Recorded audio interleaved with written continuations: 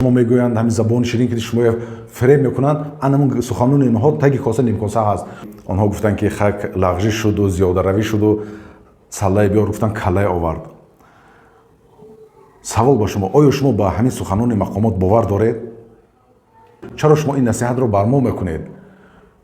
چرا این نصیحت رو با مقامات نمیکنید که ای مقامات شما چرا همه قانونا میبرید که در بین مردم فتنه میشود؟ چرا شما یک قانون میبرید که بین مردم و حکومت بدبینی میشود؟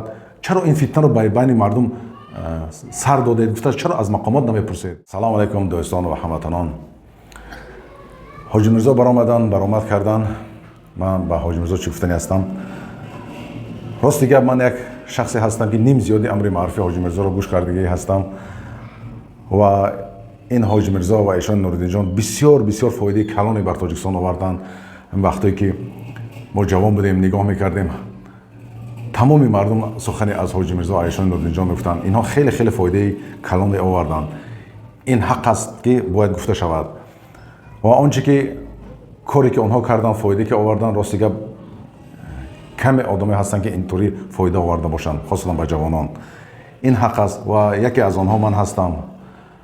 ولیکن حاجی میرزا رو در بعضی گپاشون من راضی هستم با اون کس و در بعضی گپاشون من جواب نگرفتم و راضی هستم که عالمای تاجیک باید سخن گویند. من در ویدیو پیشینی هم گفته بودم که سوالی من با عالمان دین تاجیکی آنها حالت ما رو خوبتر میفهمند. من در این چیزا راضی هستم و راضی هستم که وطن را دوست داشتم در کار. ولیکن حاجی میرزا جواب ندادن آنچه که سوال داده بودیم که چرا این واقعه روی داده ایستاده است، آیا جهاد واجب شد یا نشد. و دیگر این که شما گفتید که بعد از این ویدیوها شما با مقامات زنگ زدید، از آنها چی جواب گرفتید؟ گفتید که آنها گفتن که خاک لغزش شد و زیاده روی شد و سله بیار گفتن کله آورد. سوال با شما، آیا شما با همین سخنان مقامات باور دارید؟ اون ویدیو که ما دیدیم این 1% است. این یک ویدیو در اینترنت پخش شد. مانند این فشارها صدها بودن و بعد از این دوم سوم ویدیو که برآمد دختران حجابی دختران رو منع کردن. از این ما میفهمیم که قصد و مقصدشان حجاب بود. ولی که شما باور دارید که اون مقامات این چیز رو به شما گفتن و شما به ما رساندید که خیلی کمی زیاده روی بود و قصد آنها حجاب نیست. اگر شما با آنها باور کنید چرا از آنها نپرسیدید که چرا ایدگردک کودکان ما ایدگردک میکنن؟ این ممنوع، این چی ضرر آورد به شما؟ از چی ترسیدید از کودکان؟ چرا از مقامات نپرسیدید که زیارت حاجیان ممنوع، چرا این چی مشکلی آورد؟ چرا شما نپرسیدید که تا 40 ساله حج رفتن ممنوع؟ آیا این در عادت ملت تاجیک هست که بعد از 40 ساله حج روند؟ خاصتا این ایدگری که کودکان این خاصتا فرهنگ ملت تاجیک هست. چرا از این نپرسیدید که فرهنگ ما را شما منع اعلام کردید؟ و چرا شما نپرسیدید که تا 18 ساله مسجد رفتن ممنوع؟ چرا از مقامات اینها رو نپرسیدید؟ و سال 2008 بود تقریبا، من وقتی که در روسیه بودم خواستم زیارت شما رو هم چیز کلاب بلیت گرفتم و بعد به شهر خود میرفتم نیت کردم به زیارت شما رو هم. ولیکن همون مقاماتی که شما دوست می‌دارید منو خیلی غم دادن که تو چرا پیش حاجی میرزا رفتی، چرا زیارت حاجی میرزا رفتی. گفته اگه نگاه کنید که هم مقاماتی که شما دوست می‌دارید منو غم دادن، مرا چنان پرسان کردن که گویا که من پیش ابوبکر بغدادی رفته باشم یا پیش یگان گروه‌های دیگر رفته باشم. ما رو همطوری پرسان کردن و شما میگوید در این مقامات باوری میکنید و آنها نگاه کنید که به سر ما چی فشار دارن به زیارت حاجی میرزا رفتن. و حاجی میرزا در ویدیو دومشون برآمدند و گفتن که بعد از ایمان امن این نعمت کلان هست و باید در این امن ما شکر کنیم و رعایت کنیم این امر را و با گروه‌های تندرو گوش نکنیم و نرویم با اون گروه‌ها. و با شما هم ما راضی هستیم. و چرا سوال ما در این است که چرا شما این نصیحت رو بر ما میکنید؟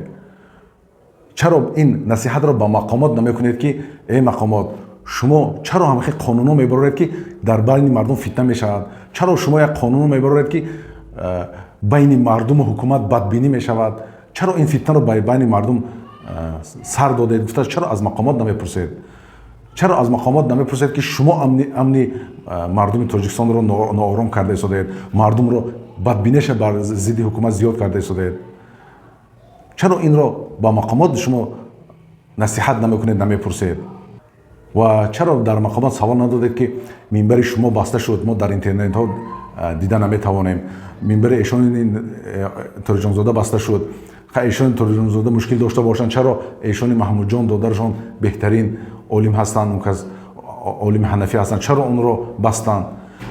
Ба мақомат нагуфтед ки ҳамин сабаб шуд ки ҷавонони мо саволи динӣ медиҳанд, ҷавоб нест, баъд маҷбур мешаванд ба олимони Афғонистону ва берун аз Тоҷикистон савол диҳанд, ё гурӯҳҳои бадтунра савол диҳанд, онҳо ҷавоб медиҳанд. мо ки бар сари ҷавонон ки кор мекардем, нигоҳ мекунед онҳо кор мекунанд. Ба мақомат ҳамин саволро надодед ки ҳамоно сабаб шуданд ки дар Тоҷикистон фитнаю мушкилот зиёд шуда истодааст. ва дигаре гуфтед ки баъд аз имон амн ин неъмати калон ҳаст, валекин мо амнро якҷо мегузорем, мушкили мо дар имон ҳаст. вақте ки инҳо сатри хоҳарро манъ мекунанд, кӯдаконро дар масҷид рафтан манъ мекунанд, ин мушкил бо имон ҳаст.